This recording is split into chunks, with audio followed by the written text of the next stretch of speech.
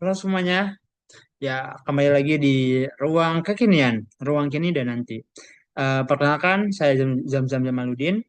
Baik, di episode yang ke-7 ini kita akan membahas masih dengan isu yang sama, tetapi kita analisis bagaimana sebetulnya jika kita bandingkan isu gender ini dengan di luar negeri. Nah, untuk pembahasan kita kali ini sebetulnya merujuk pada sebuah artikel dari Jimenez A tahun 2022 yang berjudul Perception of Primary School Student Toward Learning Science. Artinya, sebetulnya bagaimana perbedaan perlakuan atau perhatian guru itu dalam pembelajaran sains itu dapat mempengaruhi minat dan kepercayaan diri siswa, khususnya mungkin siswa perempuan. Nah, latar belakang pembahasan ini sebetulnya karena di banyak sekolah dasar itu kan sering terlihat bahwa anak laki-laki itu lebih banyak diberi kesempatan untuk aktif dalam pembelajaran sains atau IPAS. Mereka lebih sering diminta untuk maju ke depan atau melakukan percobaan atau menjawab pertanyaan. Sementara itu siswa perempuan itu hanya sebagai pengamat, bukan sebagai pelaku dalam proses pembelajaran.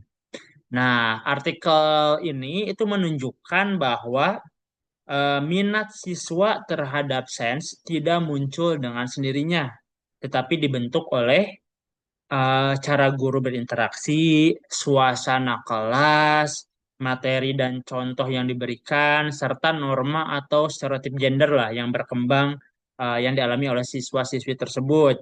Artinya, pengalaman belajar itu sebetulnya tidak membuat siswi ini merasa bahwa sains itu bukan bidang yang cocok.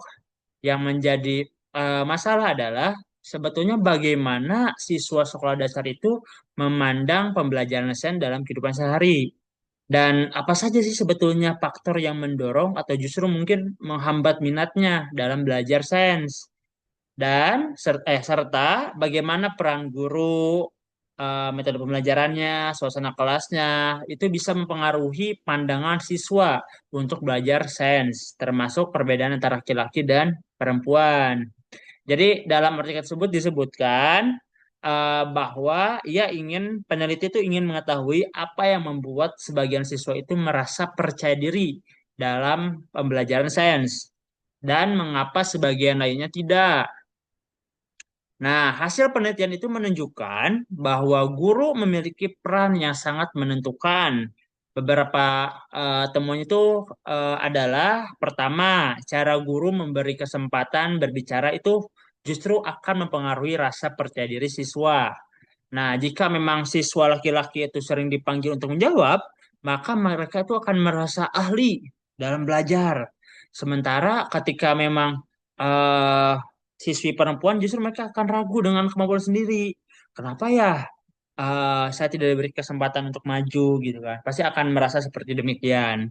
Lalu yang kedua, bentuk pujian dari guru itu dapat membangun atau bahkan mungkin bisa meruntuhkan motivasi.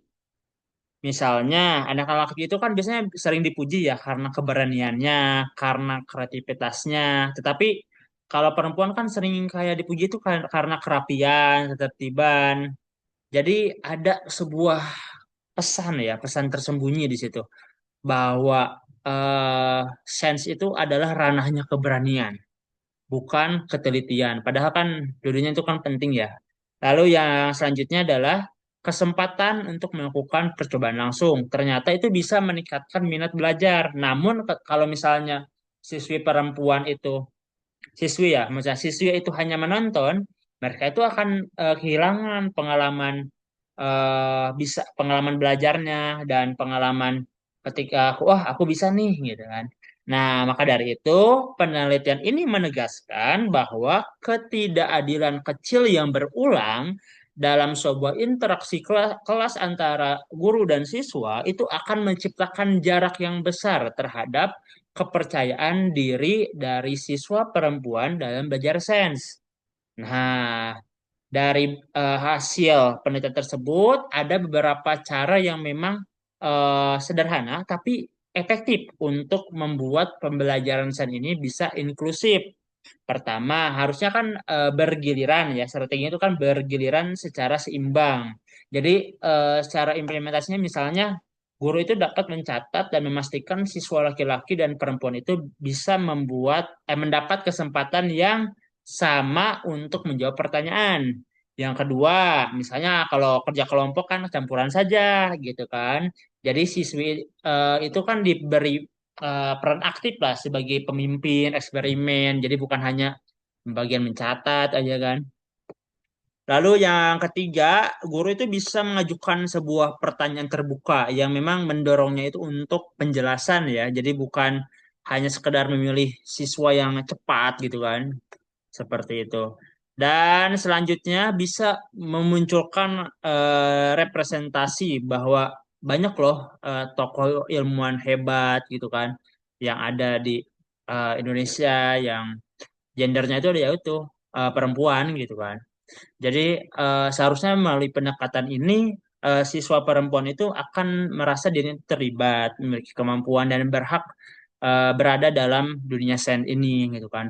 Jadi secara kesimpulan, artikel dari Jimenez A ini pada tahun 2022 itu menegaskan minat kepercayaan diri dalam sains itu harus dibentuk sejak sekolah dasar dan guru memegang peran kunci dalam membangun pengalaman belajar yang adil dan menyenangkan untuk semua siswa.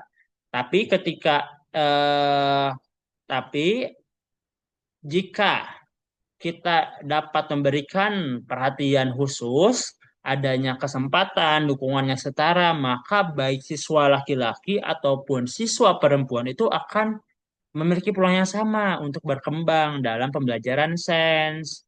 Nah, itu aja pembahasan dari saya. Terima kasih telah menyimak. Mari bersama kita ciptakan pembelajaran sains yang inklusif, menyenangkan, dan memberdayakan semua anak.